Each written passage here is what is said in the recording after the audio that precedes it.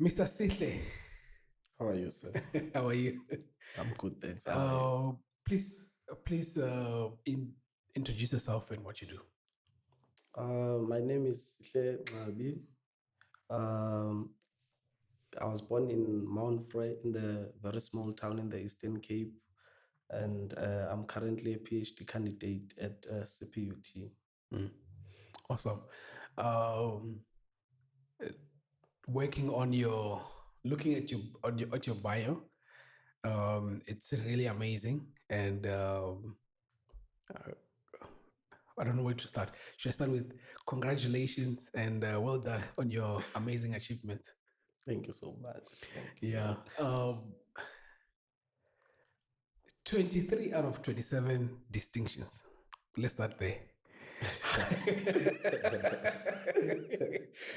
How do you maintain focus and that drive of excellence from the beginning, which is first year, up until now, as you're doing your your PhD? But I just want you to explain in terms of what is your mentality like. Just tell me your highlights through the beginning of your studies up until you finish your masters. I think we just stop there, then we just get into the PhD side of things. Okay. What I can say is that I think this question is a bit tricky and very vast and needs to be approached in a way that I don't leave anything behind. So coming to CPUT from an average school in the township with the background that was not so good and everything. So when I got to CPUT, I just told myself that I am not going to disappoint. I'm not going to add into the dropout rates that were very high at the time due to financial reasons and all those type of things. And lucky for me, the people that I met when I came to CPUT were people that played a major role in me focusing on things that I went to CPUT for. So I think the first people that you interact with, their habits and what they do plays a major role in how you shape your way in an institution of higher learning. So lucky for me, I met people that were academically driven, people that were passionate, and I just told myself that I will never stop from then. Started in my first year, the first semester, got like 3 distinctions out of 6 subjects. And then the second semester, I aimed higher, aimed for all 6. I got 5. And then, yeah, in my second and third year, I managed to get distinction in everything that was remaining. So you were flowing. Yeah, that's the mentality, and Sure. also having that drive and remembering your background and knowing that you don't want to go back there and you just want to be better and better. And the more in class, there are always those type of competitions. There are those people that are waiting for you to get a lower mark at some point. Yeah. So that has always been driving me, that I will never be able to face them if I can get a lower mark. So I always aimed for higher. I studied in advance a week before I write just a small test of 50 marks. I studied a week because I can't say I'm a smart person. I've never been a smart person. I've never been a clever person. It's just hard work and knowing what I want. So for me, knowing my situation, I always studied in advance. So studying in advance made sure that I study, I read first, I read the second time, I understand. And then if I have to cram there, just like we always do, Sure. and then I'll have those that I'll have to cram. But all in all, I used to just study in advance, ensuring that I'm not lowering the standard that I've already set, because I think I set a bar very high in early stages, and then I just tried not to suffocate myself and keep my head up and always achieving more. And then I went to BTech when we were doing BTech, I just told myself that I'm not going to lower the standard that I already set in my diploma. And I think maybe just before you get, sorry for that, it's okay. um, before you get to BTech, you mentioned there were people that were also pushing. So did you have people that were actually pushing you to like it's like you said there was like some that form of competition type of thing. Yeah. So did you have someone who was like getting straight A's like you? Yeah, there were some of those people. And then how was the competition like? It was a healthy competition. I Sure. enjoyed it because I think when there's competition, one is being pushed to the edge of achieving more and more. And then we just did that. We were not even talking about it, and it was just a matter of how much we got, and then yeah, and then we moved like that. There was this other guy that was called Martinez Chris. That guy was very brilliant. Okay. That one was very brilliant. I think Sure. in first year he was like I think he came second, like after me with small margins. And then I just thought I'll just continue studying more and more and ensuring that he never catches me. And he also graduated cum laude in diploma, Diploma, yeah. and then he didn't come back for BTech. Okay. Yeah. Okay. So you get into diploma now. I mean BTech. How's the process like? You were mentioning that you had to maintain the bar that you left before. It's I'm just trying to understand because your history before this. Were you also an excellent student in high school, or did you only started now in? Yeah, that's the funny part. In high school, I was not a very excellent student. I was not a top achiever, but you would always find me there in top 10. Yeah, partly average, close to good. Yeah, so when when I got to CPUT, I think it was just a change of mentality more than anything. The change of the environment, because in high school, when you're from high school and going to varsity, it's a different ball game. Everything has changed. You get to study with people of different ethnic group. You get to meet people from like other countries. You get to be taught strictly in English and all those things. So it There's no was mixing with Xhosa. yeah, there's no mixing now. Sure. So yeah, so it was just a good change of mentality from my side, because in high school I was never like that. Or that means I set in my potential, if I would say. Okay. Um, Speaking of high school, right? You you leave high school, and when you're applying, did you always wanted to do horticulture, or was there something else that you wanted to do? Uh, you see, when we're in high school, there are different types of influences from different educators, different types of mentors, people that come and also teach us about different things. So one would say maybe when I was in grade 10, when I chose subjects, the major subjects that I was going to do in high school, one would think, I think I was also like into like engineering, just like everyone else. But as we studied and as we went through the chapters and everything, I think I enjoyed the green side of life science Okay, sure. more than anything. And also there was a bit of confusion, I won't lie, because I was doing a very strange concoction of subjects, because I also had like accounting mixed with physics Oh, and I see. maths and Yeah. life science. Yeah. So my options were very open, because I was a bit, because they were balanced, all of them. Yeah, they are balanced. Yeah. Yeah, and then yeah, I was not lacking in any of them. So I had to choose which side do I want to go.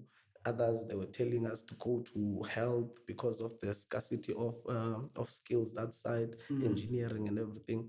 But mine was like I thought I was going to do agriculture before I found out about horticulture. Horticulture. Yeah, sure. Yeah. And then how did you find out about it? In an open day. Oh, okay, Yeah. sure. So in an open day, It just sounded more urban, more innovative than the normal agriculture where you plant on the fields and everything, Sure. since it focuses mainly on urban farming and all those type of things. So that sparked my interest, and I knew that from that This is the one. from that open day that I'm applying for this one, and I applied for horticulture only and nothing else. I mean, that's a very beautiful story. To be honest with you, just thinking, you already knew what you wanted to do, and most of us, we don't get that opportunity to know what we want to do in high school. Yeah, We just look at what's trending. They tell you engineering is trending, it has money, yeah, and at least you followed your passion, and we're actually seeing the fruits of your passion. yeah. 23 distinction out of 27. It's amazing. I'm sorry to make you feel this way. I know sometimes when people are giving you flowers, you're like, no, guys. Because I'm not sure if you can say I must repeat that if I can. I don't know. But yeah, it was just that change of mentality, to be honest. Sure.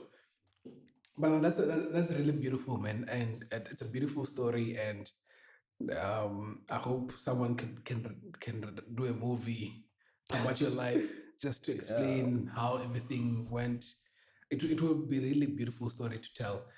But I think this is another way of actually telling the story as well. Yeah. So we're getting into BTech now. Sorry for that. I just want to get that background out of the way. Okay. So you're getting into BTech, and you tell yourself that no, we're not taking the bar down. Yeah. So how is it in BTech? Is it any harder, tougher? What new skills are you implementing from your diploma? In BTech, when you're coming from a diploma to BTech, it's also a different ball game, in a sense that there is little push that you get from your mentors or your lecturers. Things like you get to do your own things at your own time, and no one reminds you. And if you miss the due date, then you get penalized and everything. So there's also a huge component of research in that BTech, which was a bit new to us. And then yeah, I just thought I wouldn't just drop the ball, and I just acclimatized and adjusted to the conditions, and I found my feet, and then yeah, I moved. Okay. I think BTech and diploma is more studying hands-on. It's nothing about research and everything, right? So we'll get into the technical side of doing your masters, right? So I just want to understand in terms of routine, what kind of routine were you making in terms of to get to a point where you achieve the amount of marks that you are getting, right? Because I think just talking about hard work, it's good, but I think maybe if you can give us some few tips in terms of this is how my routine looked like, or this is how I was studying. I know you talked about reading, understanding, and I just want you to get into more detail for that. Okay. For me, it was okay. I did have a routine that when I'm going to write a test, I have to study in advance. And there was like literally no way for me to study 2 days before the test, because I knew that I wouldn't be able to comprehend a lot of information within 2 days. So I had that routine. And one thing that people are always confusing us with, especially when it comes to me, there is that term that they use for people that are getting good marks. I don't know if I'm allowed to call it here. Yeah, Like please say the NED Oh, word. okay, sure. So yeah, people were confusing like me with like being a nerd. Yeah, sure. So I was never a nerd. I've always participated in everything that I could participate in within while I'm studying. I used to play soccer. I used to go to gym Monday to Friday, go to play a match on a Saturday and Sunday, come back and study. Also participated in student governance at some point. Went to church also.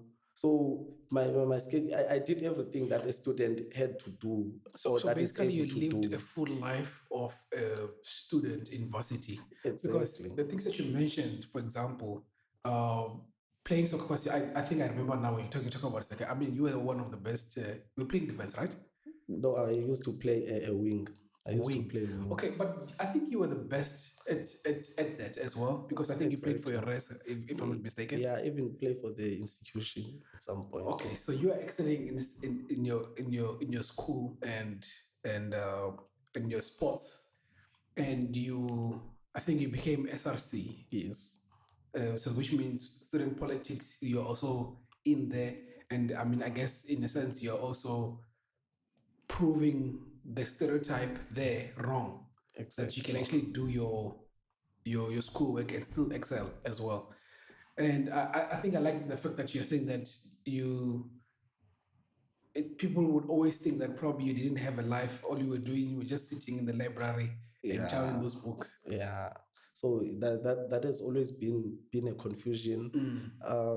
We had people that sometimes when we're going to play a match for the res, and the person would say, "No, I'm writing on Monday. I can't go play," and I couldn't understand, because it's not like you'll be like sparing an hour or 2 hours of playing. It also helps you to be physically fit, and also helps you to freshen up your mind and, Sure. and just unwind and think about other things, and then you come back to your books. And then I think that worked very well for me. I used to attend training every day, and then also I became SRC when I was already in masters. Okay, Rather. okay. Yeah. So even there was a bit of a stereotype that I had to prove wrong. That people that are in student politics are people that are rogue, people that are misbehaving, people that do not pass. In fact, that's the stereotype that is around the student governance and Sure. student politics. So I just managed to. I just thought, let me just be there, do the best I can do without compromising the core standard, yeah. issue that I'm at CPUT for. I think what you said speaks of balance, right? And I mean, the question I asked you was, please explain what you were doing and in terms of detail. And you mentioned the idea of you were involved in everything, quote unquote, right? Yeah. And you managed to still balance everything out. Yeah. Can you please just speak a bit on balance in terms of how important is it to have balance, and why do you see balance being important for you? Balance is important because if something makes you to neglect the other, then that means there's something you are doing wrong, or either you are not coping and you have to leave one of them. If so, me being the person that I am, with the mentality that I have of like trying to be the best in everything that I do, so I had to make sure that I get my balance straight, so that I don't have to feel like I'm being overwhelmed or I'm overworking myself. Because if I felt like that at any point, I was gonna leave whatever that I was doing and focus on my school. But then the mentality of trying to be the best in everything that you do drove me to excel, or try to excel in everything that I was doing. Because even when I was playing soccer, I used to like be one of the best. I went to student politics. I got to be at the front, and even getting into the SRC. And even when I was in the SRC, I did a lot of things that others couldn't do, and others that even after me are failing to do. So you're just leaving benchmarks everywhere you go. Sure. Yeah. So, and also when I have time, I just make sure that I have my time to do my work. I used to have a planner. My trainings, my soccer trainings were recorded in my planner. My tests, my submissions, my everything were recorded there. And then there are those times in between. If I want to take a nap, I would take a nap like freely, and then within those hours, I'm able to focus on the thing that I have to do at that point in time. yeah. Planning your schedule is a very important component, especially when we are multitasking and doing different things at once. Wow. Okay. I have so many questions, but let me start with, I have two actually. one, planning. You said you were planning. I think planning is it's so important, and it helps you in terms of trying to get that routine to know, and Yeah. it helps you prioritize, know what to prioritize when. The mentality you have of making that kind of a balance, creating planners, because I mean, dudes at university, when you meet another dude and you say that I have a plan for my day to day, Yeah. you might be laughed at, and some people don't take life serious that way. Uh, what what's causing you? I'm terms of mentality. What's causing you to think that way and to prepare yourself in that way? And I That mean the level of seriousness as well. Where is it coming from? I think it comes from me being, first of all, I'm a very slow learner. People that I've studied with, they can tell you that I'm a very slow learner.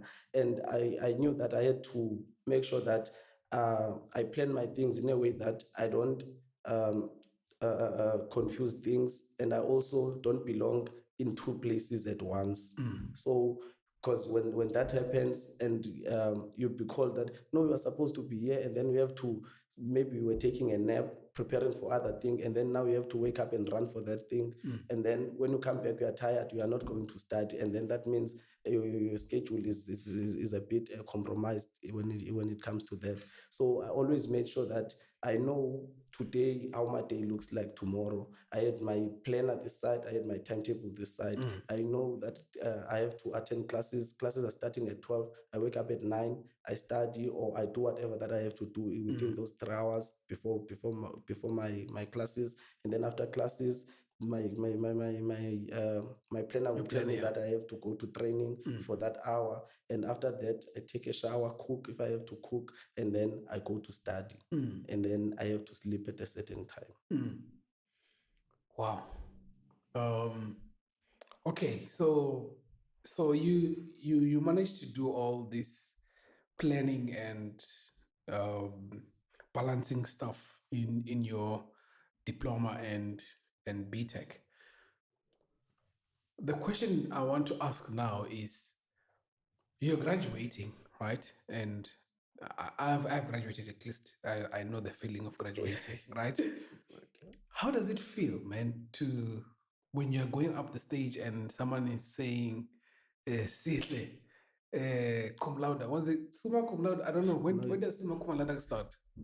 Summa cum laude mostly it's in research. Oh, okay, Yeah, okay. mostly in masters, when you have supervisors rating you more than 80%, both of them. I Okay. mean, they're the examiners. Then you get to have the summa cum Oh, laude. I see. I see. But let's get to this question. So you're getting there, and you knew already that you had a cum laude, right? In your diploma.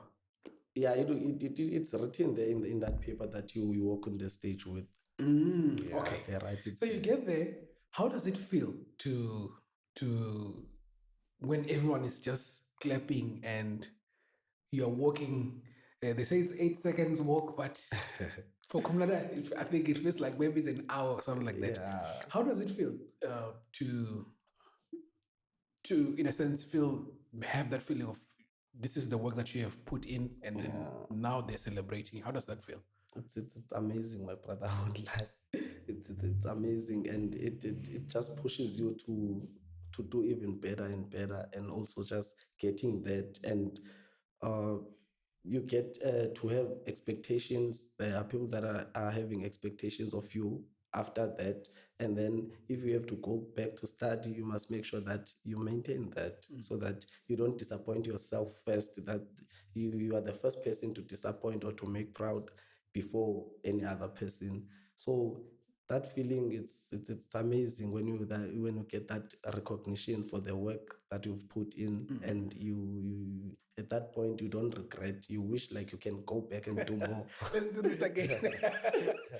uh, I want to understand the exact feeling now, right? How are you feeling when you are going down down that road when you're going to how does that feel when you were being called Sihle Cum Laude? Just like I said, it's a beautiful feeling. It's a Sure. feeling that words would fail me if I try to explain. Yeah. Yeah, and also being the people that we are, in a space that is dominated by mostly like other races and everything. Mostly people that are getting those are people of color, if you can notice, and on statistics. Yeah. So it's just amazing. I'm really unfortunately I didn't get a chance to actually do cum laude, but I know the feeling because what usually happens in graduation is we are all going there to celebrate, and when they call your name, I mean, like other people these days are doing "Hello, Mr. West" and all that stuff.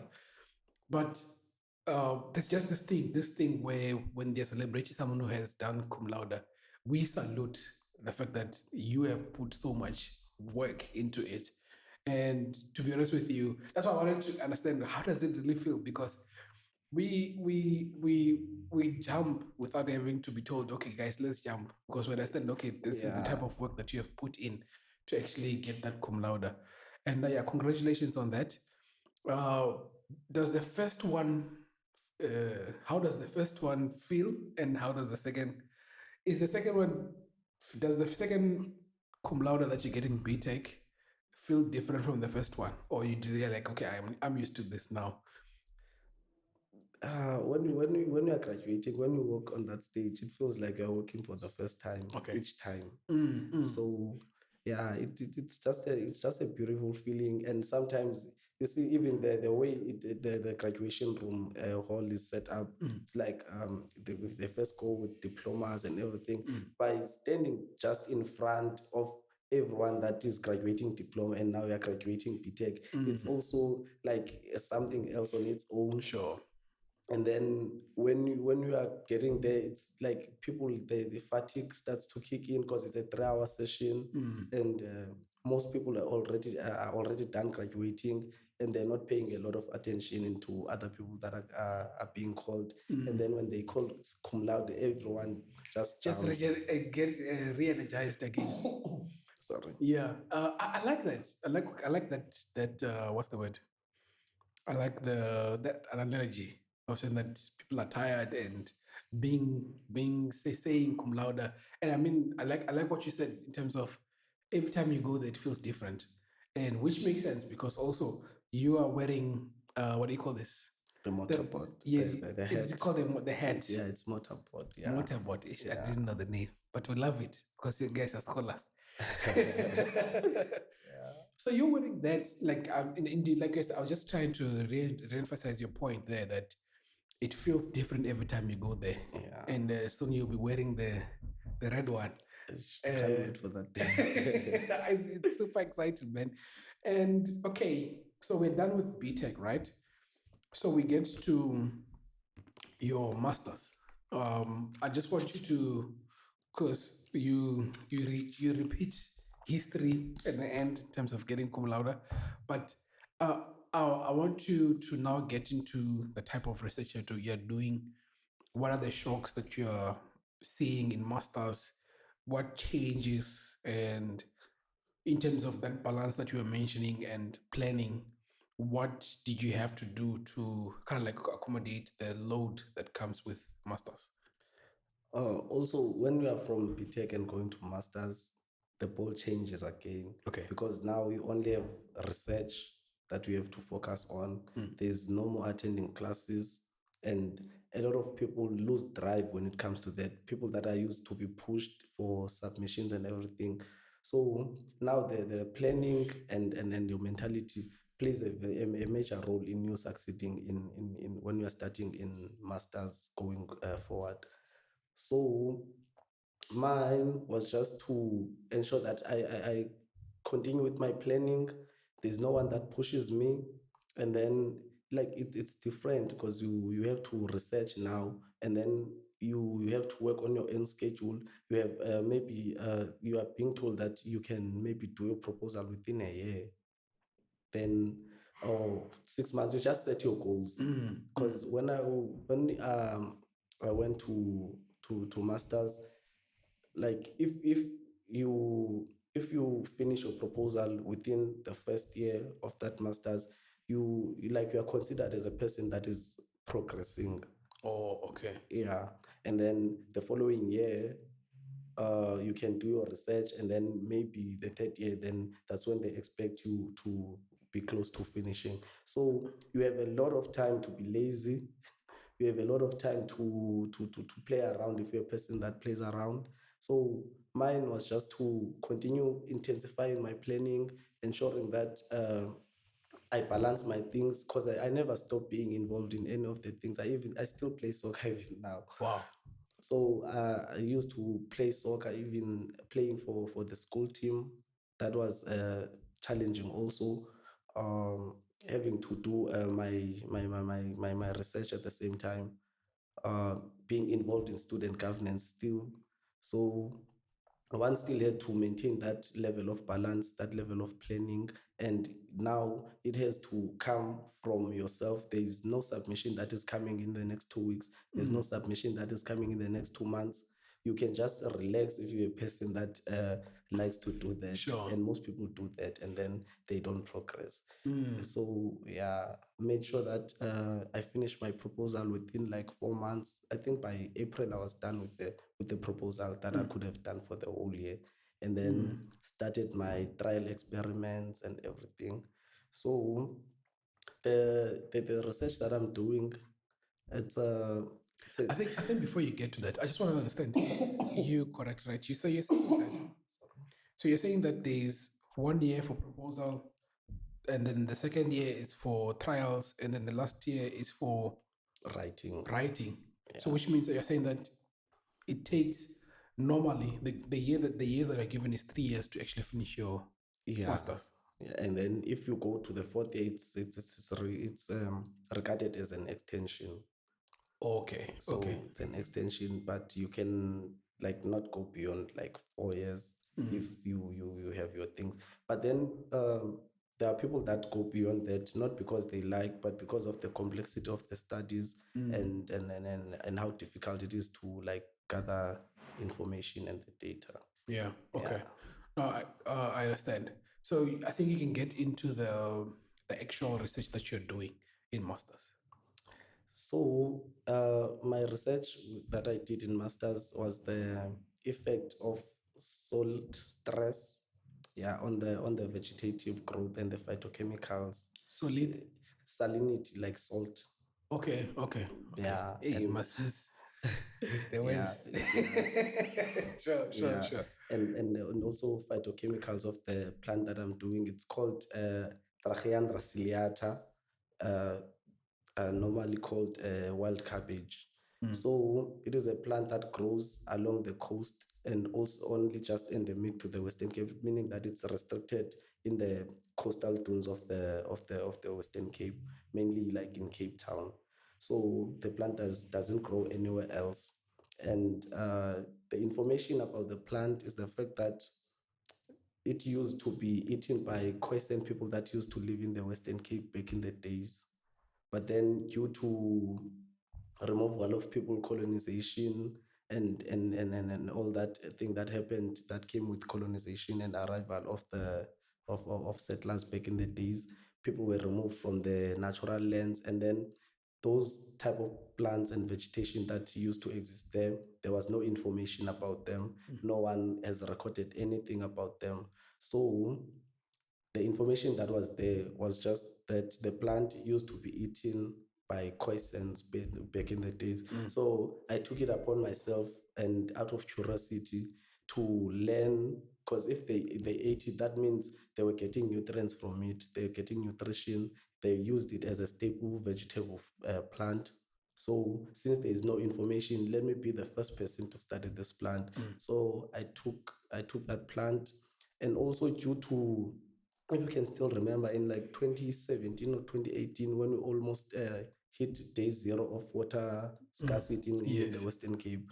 So that was one of the motivations that made me to study plants that are growing next to the ocean, so that if ever push comes to shove and we don't have enough fresh water to water the plants that we live with now, we can use seawater to water plants that are growing along the coast. So I wanted to grow plants that are adapted into harsh conditions and are adapted to salty conditions. So that plant was an excellent candidate for that.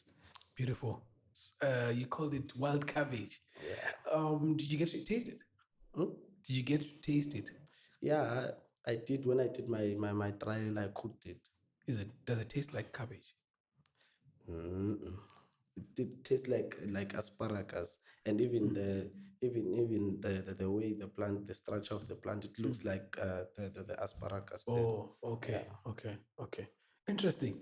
And then you you do that research, and I'm just trying to find the question that I actually want to ask. So you do that research. Uh, what are the tips that you can give someone who is mm, thinking of doing masters? Just to give them the way around in terms of what is it that you did that you made you finish faster, like in the 4 months that you did to do your proposals. So, are there any tips that you can give someone who? I think the main tip is for a person to do something that they are interested in, something that they find their passion in, or they have a potential of finding passion in. Because sometimes we are just being approached by supervisors, and they have projects, they have things that they would like to study, and then they just take a student, do this research. And if it's something that you do not have interest in, you're going to find it difficult to excel in that. So man, I did a background study of what I was going to do. Also, I was approached by a supervisor back when I was doing BTech, that next year you need to come and work with me for your masters, and I'm not giving you a choice. You must just come. And then I went to him. I asked what the research is going to be about, and then he just gave me the information. I did my background research, and I thought it is a good thing, and it's what I was already like interested in. Interested in, Yeah. which is the same thing that you're doing now. Yeah. Okay, that's beautiful. And then what's it seems like supervisors, they play a huge role in. Too much. Is it? Yeah. And how do you find a supervisor, if you find one, or how do you select a supervisor then? So when you are selecting a supervisor, lecturers, they specialize in different fields. The like in my department, there are those that are doing microbiology. We have botanists, we have horticulturists, we have people that are working with fungi. Like we have different people that are specializing in different things. areas, So we have to find an area that we are interested in, and look at the lecturer that specializes in that field. So that's how you select a supervisor. Okay. No, that's quite interesting. Oh yeah, I think we just made it easy to say that there's different categories and different specialties. So you Yeah. just have to find the one that you're interested in, the specialties. So is it only lectures which are in the school that you're doing your masters in, or you can do external? How does it work? You can have an external supervisor, but there must be an internal supervisor. You cannot like do a study in CPUT and being supervised by people from UWC or UCT. So you can have one main supervisor in your institution, and then if there's someone that specializes or has more information, or a person that you would like to collaborate with that is in another institution, that person can come as a co-supervisor, and you can just liaise with your main supervisor, and also do projects with the external supervisor. How does it look like in terms of maintaining a relationship with the supervisor and getting information from your supervisor? How does that look like in terms of explaining what does the process look like? if there's a supervisor who specializes in this and you're trying to get information out of them, and I just want you to just explain. I just want to understand that part. So if you have already chosen your field of interest, Yeah. you can approach a supervisor that specializes in that, and then depending a relationship between a student and supervisor is very important for the success of a research, because you can't have a supervisor that does not support you. You can't have a supervisor that that doesn't give you the necessary tools for you to excel.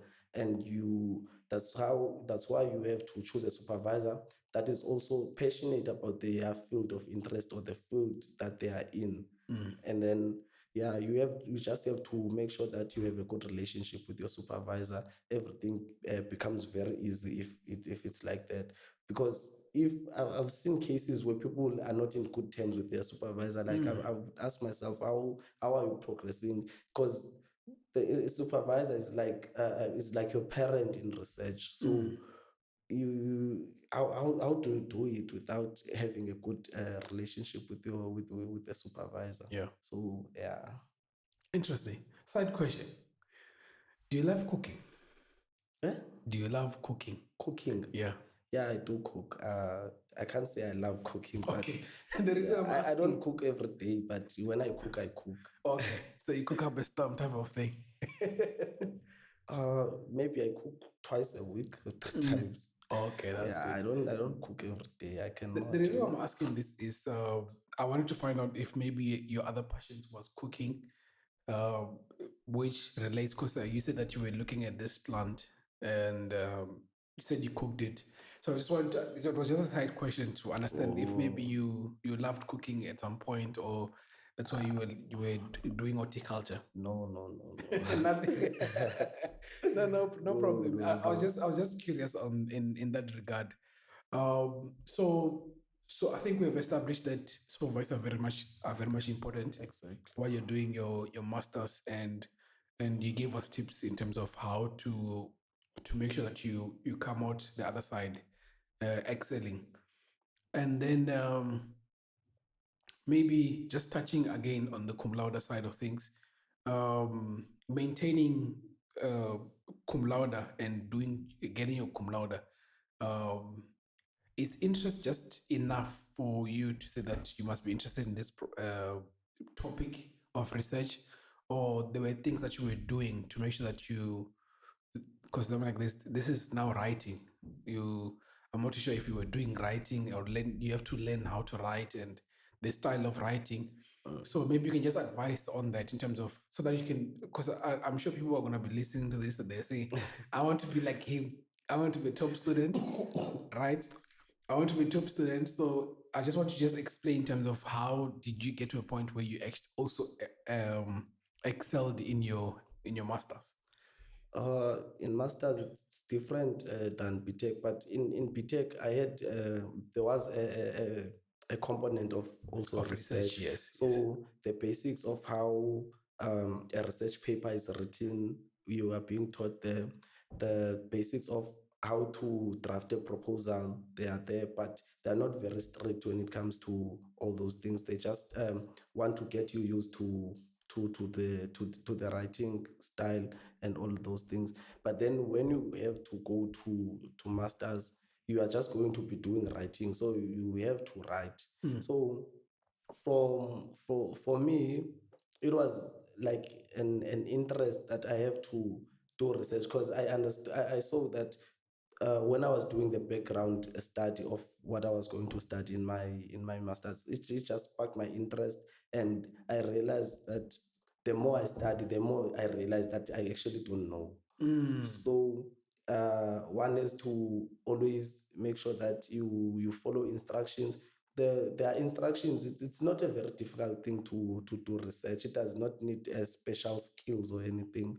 If you can read, write, paraphrase, you are good to go. And just understand and be the master of your study. You can't let anyone tell you about what you are doing, but they are not doing it. So you have to be master of your own craft when you are doing research. Hence masters. Exactly. I love it. I love it. So now you're doing your PhD, and what's motivating you to go for PhD? Um, I didn't ask you what motivated you to do your masters, but what motivated? Okay, maybe you can answer this both questions. What Yeah. motivated you to do your masters and PhD? I knew from when I was doing my BTech that I still want to study. I want to study more. I have to like because I always wanted to. And when I was doing my BTech, I started being a tutor. Mm. So with me being a tutor, tutoring first years, second years, and third years, so I could see that the way I'm explaining things to them, I think I used to make it very easy for them to understand, and that sparked my interest. And I thought, how about I just focus in excelling in academics, and maybe if God allows, help me become a lecturer at some point and also contribute in making more Sihles. Mm. I love that. I love that. So I'm just the reason why I'm just thinking it's just a beautiful story, man. When I read somewhere in a book, I think it's by Dr. Sophie, where they were talking about when when a teenager, I'm not saying that you're a teenager, but when a teenager discovers what they really want to do at a very young age, when they grow up, it becomes so hard to remove them from the path that they have chosen. If you look at one of the best people now, from Serena Williams, Mm. from Messi, all these guys that started this thing, they believed in what they were doing at a very young age, and I think you are definitely in that caliber, and just that it doesn't come with the fame with some of the stuff that we are doing, right? But I think that's a testament of what you're doing, and I think this is for me. It's more. It's encouraging just having this conversation with you, and I love it so much. So, getting into PhD, right? You are you are doing your PhD. I think you mentioned that you were actually continuing with the same study.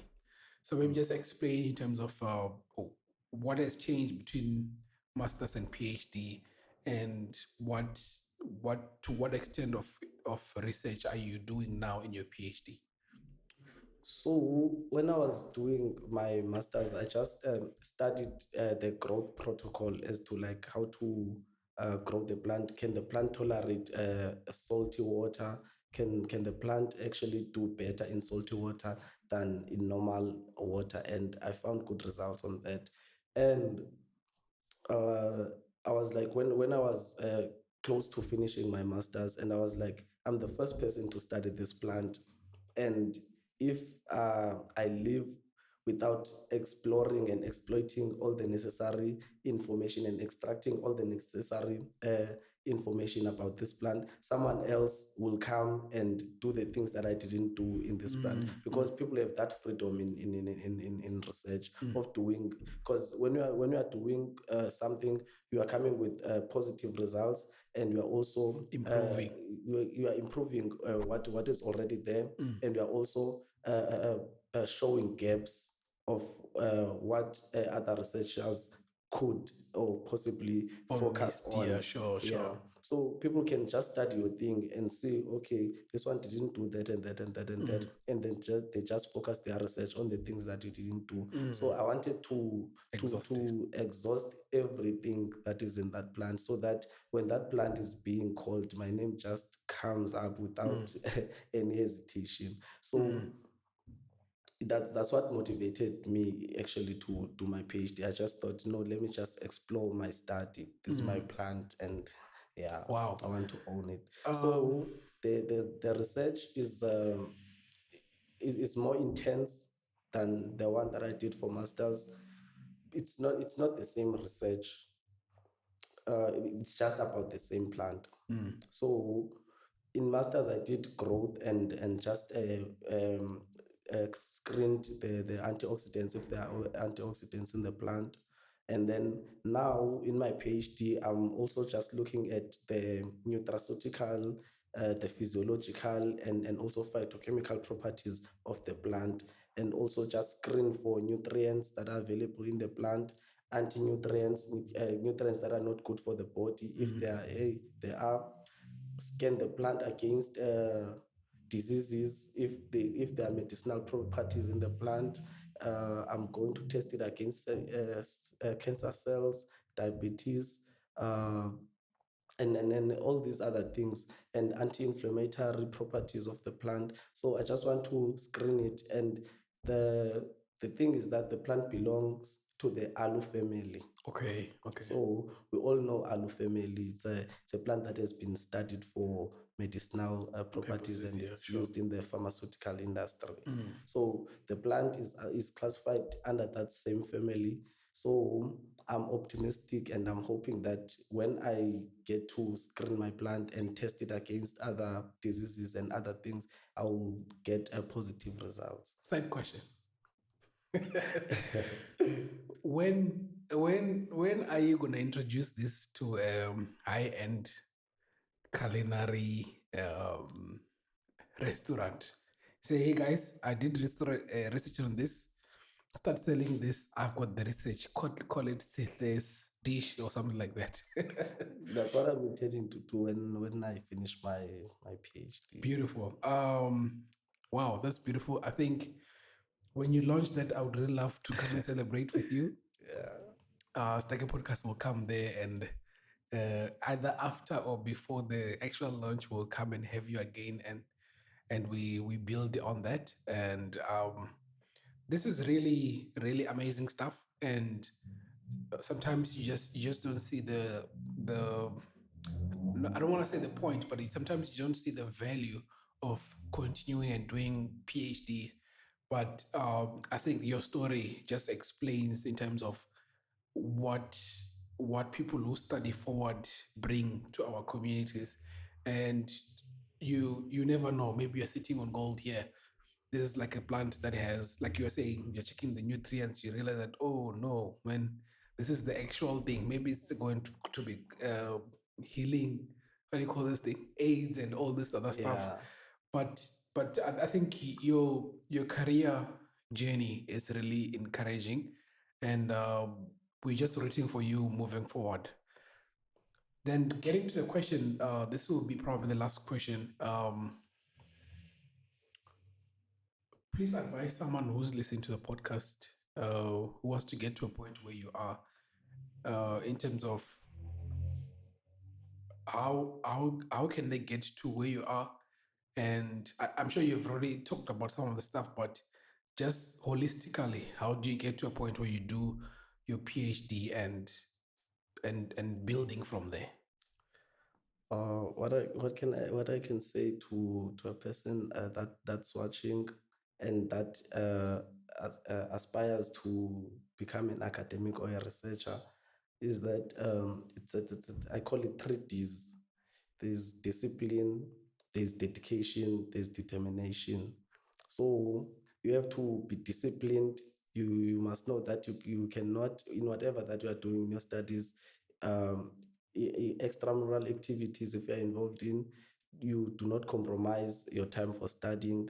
You must make sure that you don't deprive yourself of experiencing the life at university, because if you think you are just going to focus on books only, I don't think that is a good path. Find something that you love outside books, uh, be the best in that, and also just balance with your books, and ensure that you are determined. Your mindset is very important, and also the people that you align yourself with at a university level, they play a very important role in how you become as a student, because of their different habits. There are people doing different things, so you can't have a crowd, or be surrounded by people that do not share the same goal as you. You just have to choose people that you go with, people that you spend most of your time with at varsity, and look at their mentality, look at their habits, look at how their habits are contradicting yours. And then if they are contradicting your habits and your aspirations, you just have to shift from those people and look for a group that shares the same aspirations as you. On that note, thank you so much, Sihle, for coming through. I really appreciate this conversation, and I'm not running away from this conversation. I think just maybe because I know I've already concluded the Vice-Chancellor's prestigious award. Let's talk about that a bit, and then we just maybe allow that to be our last conversation. How do you get to be selected for that? And I mean, just talk about it, just and then how it maybe impacted you moving forward doing your PhD. The Vice Chancellor's prestigious award on itself, it's like Maybe explain what it is so that at least someone who's listening and I can understand what it made. What is it? Okay, the Vice's prestigious award is basically an award that is being given by the Vice Chancellor of the institution, with collaborations with outside stakeholders and funders, to fund students that are academically excelling. And by getting that, you already know that you know you are doing well. Yeah. And yeah, it really assisted me in doing a lot of things, and offloading some of the things that I used to worry about, and like the living expenses and everything. Because yeah, it really assisted me in that. And the selection criteria for the Vice Chancellor, they like mostly prioritize people that have passed with cum laude in their undergraduate studies, and then or people that show a great potential, or people that were close to that and they show a great potential in their master's or PhD studies. So yeah. I mean, congratulations. And Stacker Podcast is rooting for you. And we're just wishing you all the best moving forward. And yeah, I want to come to. I love cooking, and I love eating nice food, and I would want to come and see those. If you have pictures, send me pictures. I just want to see. It's just nice to see this kind of researches, but in a sense, we're just rooting for you, and all the best, sir. Thank you so much. Awesome. Thank you so much for listening to this episode. I appreciate you taking time and tuning in and be part of our community. We get to share ideas, stories, and perspectives through this podcast. I hope you enjoyed it and found something valuable in it. Don't forget to subscribe and share with your family and friends. I look forward to connecting with you in the next episode. Until then, take care. This is Stega Podcast signing out. See you next time.